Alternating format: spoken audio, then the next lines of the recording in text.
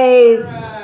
Guys, let's give it up for our host and for the Cellar on Treadwell and all the other comedians. Guys, this better go well because I carried all these bags on a train to get here. Yeah. Guys, if you look at my body, lucky me, I've got the body of a 25-year-old. But unlucky me, I've got the voice of an 85-year-old. Thank you. And the thing these two have in common is they don't know where they were last. They don't know where their keys are. And they basically lost their mind. All right, guys, I was hoping for more laughter. But it's okay when you don't laugh, because I'll just go home and engage in self-harm. And that's good, because then my boyfriend will think that I'm cheating on him with a guy who beats me. Guys, how many of you have a hard time with people who interrupt you and you can't keep their attention? Anybody? Anybody have that relative where you try to tell them something and they're always interrupting? Yeah, my mom is like that, okay? And she's always telling me about stuff that I don't know anything about, people, and I have no clue who they are, and she'll be like, Carol Bavona got caught in traffic. Carol Bavona did the crossword. I'm like, I wouldn't know Carol Bavona if she hit me in the face. And then I finally lost it. Anybody non-binary here? Anybody non-binary? My partner is. Oh dear, okay, well I'm sorry for this one. But I finally said to her, I'm like, yeah Mom, I think Carol Bavona is non-binary, okay? Some days Carol, some days Carl. If you're gay, that's great. You're bisexual, some days I can kind of relate to that. If you're trans and you went from one to the other, great, at least you picked one. But non-binary, it's for people who can't make up their mind. And I think they're just, wanting to waste time instead of thinking about what a failure they are. All right, so no failures in the room. And guys, I told her and I was like, Mom, yeah, I get it. Carol Bavona's husband, he died shoveling snow. He had a heart attack, and you know what? He was eating a peanut at the time. And the neighbor went outside in a bikini and he had a heart attack from looking at her. All right, guys, these are jokes, but you guys just suck. All right, you could be better. I like him. I'll go home with him. You're from the Ladies' Home Journal, right? You're a spokesperson from the Ladies' Home Journal, and he's a hat salesman, right? We're old enough to know that magazine, yes. Cool. But you don't jerk off to it. He jerks off to that magazine.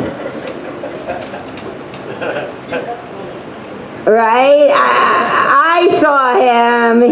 He's your son and you're paying for him, but you kind of resent paying for him, right? Or no, you guys are generous folks. That's Long Island folks who are very tight-wadded, where I'm from. And guys, you know that Target, I have a Target bag. You know that Target makes you leave a tip when they do a delivery? Is that ridiculous? If you go back on and you log on, it puts this tip thing. So guys, I was going through a weird time where I was very depressed.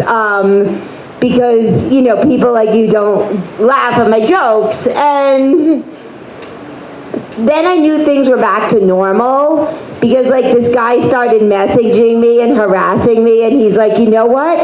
You should sell your torn bras and your dirty underwear online. I was like, thanks so much. Would any of you buy my dirty underwear?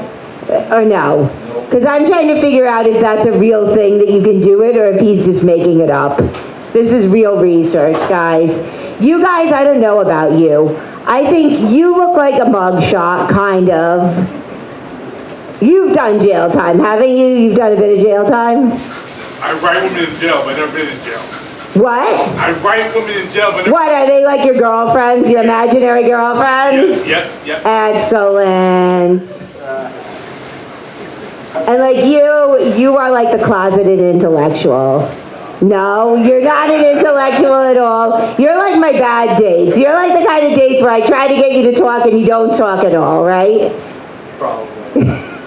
You're like, yeah, dude, that was fun. I like that. And I'm like, give me interesting conversation. You're like, huh? Was that a comedy, that movie? That's you, isn't it? We're going to go on a date, and then I'll get depressed even more. We're going on a date? Yeah, we're going on a date after this, and I'm going to get depressed even more about men. And guys, like, I kind of like this guy, right? But, and I think he's a good one because my nieces and nephews say he's their favorite, which is weird because they also said he looks like a werewolf. And they still want me to go out with him even though they think he's going to eat them. And like, I don't know, what my other niece, she said like that he's a wacko. But she's like, but you are also, so it's a good match. All right, guys, and what about you over there? You're so quiet in the white shirt. I think maybe, I think I'm gonna keep being quiet. you're gonna keep being quiet. You're another bad date that I would go with. Absolutely, give me away. You would go on a date and you wouldn't pay. You would expect me to Absolutely pay. not, absolutely. You would expect me to pay, right? Absolutely. Ah, yeah, all right, I'm going on a date with you, a date with him. I'll be more and more depressed. And you are like, what? It's my fault, you got me. See, it's your fault, all depression. And I once put a joke up, guys, and I was like, the men are depressed because like their waitresses are Hooters rejects, okay? And I thought that was like, okay, you know, it's not a bad thing to say. It's not political. And do you know this woman commented and she goes, first of all, you don't want to be working at Hooters. That's objectification. And she's like, by the way, it's waitstaff.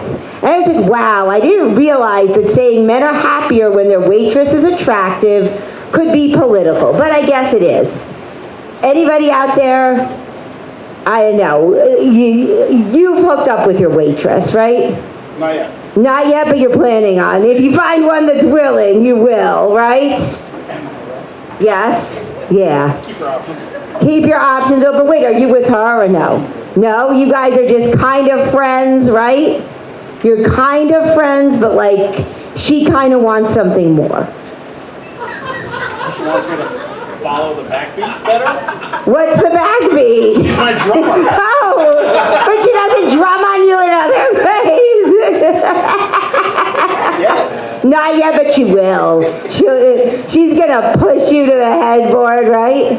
No. She's probably married, right? That's usually how it goes. And like, guys, like, maybe you guys want a threesome, I don't know. And like, it's always so hard. Like, I'm just very shy. Even though I go on stage, I'm like very shy and awkward. And I'm so scared to write this guy that I'm gonna be like, I found a meme on Instagram that said, I want to kiss you a lot, and I screenshotted it, and I plan on just sending it to him Messenger. I'm that shy. Even though like we've already hooked up a few times, like in the past, I'm still shy. I'm that shy, guys. Like, I tried to, like, we were in a parking lot once and kind of fooling around. And then he said he wouldn't fuck me in the car because, like, get this, he's worried about, like, his citizenship. And, like, that if he got caught, it could, you know, wreck his citizenship. I'm like, citizenship? My car's small. I'm just worried that we'll bang into the car. But now I've got a bigger car. Now I have room for a threesome in the car, guys. Anybody have sex in a car? Anybody out there? No, nobody's even having sex. None of you even fuck, right? The guy in the white shirt did. He did? He's just quiet about it. He doesn't want to be embarrassed. Wait, who did you have it with? The people at this table? No. I'm sorry. What? Perhaps. Perhaps you had it with 2 of the people at this table. Can't say. But guys, threesomes, like, I don't know. Do you guys like Asians? Is that the light or no? Yeah? All right, guys. You guys have all been amazing. You can find me on MySpace. Yeah!